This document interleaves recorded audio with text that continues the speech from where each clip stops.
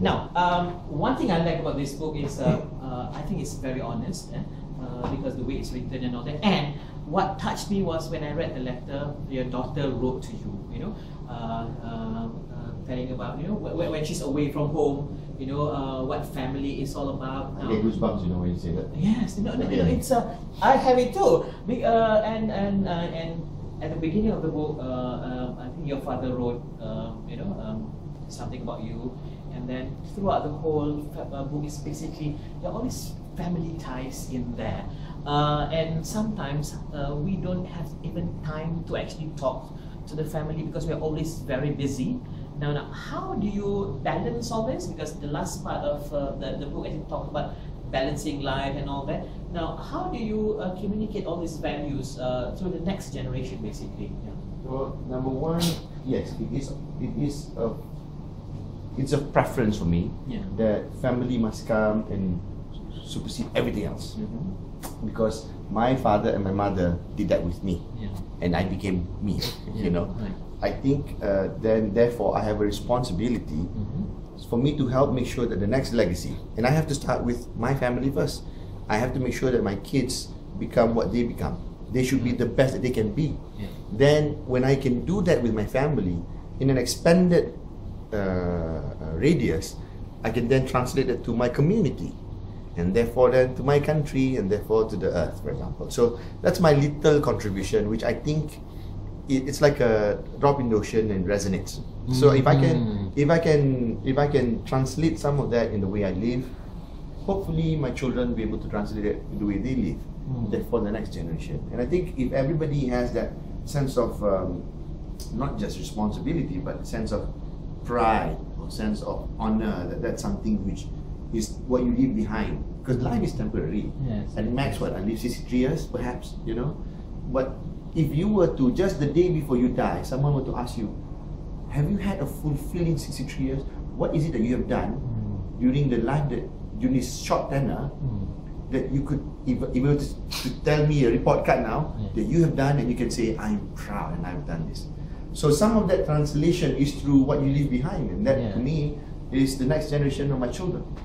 And therefore it's worthy of an investment of your time and resources and money and all that. Okay, now there's one chapter that says encourage off-tangent thinking, become your own devil's advocate, and we don't do that often.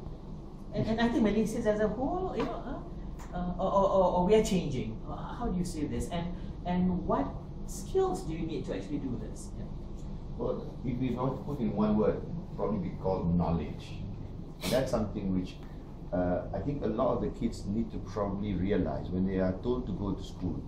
It's not just what the school can offer, because it's just a subset of what knowledge of life is going to be to help to equip them for them to live their life. And that's something which I think I was blessed, because I have a father who was at one end knowledgeable in not only just in what he does as a judge, but also in life. Then I'm balanced with a mother who grounds me with a certain level of spirituality or humility, and I think the balancing of that with knowledge helped me to, in a way, develop the tangent that I became. And when as I grew up, I understood that I hated the fact that everyone, well, my belief is 90 to 95% of people are followers. They say go left, go right, go right. So I tell you, so even when I was at a young age, there was this concept called surat berantai. I don't know whether you gone through that. Surat berantai, right?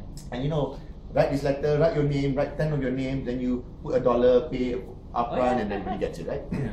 And even at that point, where all my friends, in my terms, followers, actually took the trouble to write your name, agree with you, then give $10.